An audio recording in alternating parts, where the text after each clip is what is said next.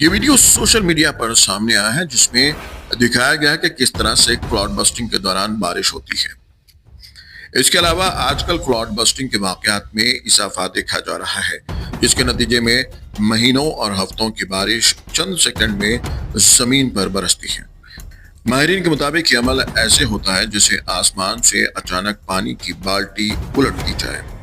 محکمہ موسمیات کا کہنا ہے کہ کلاؤڈ بسٹنگ اس وقت پیش آتا ہے جب بادل کسی علاقے میں پھنس جائیں اور ان میں موجود بھاری نمی اچانک ایک ساتھ برس پڑے۔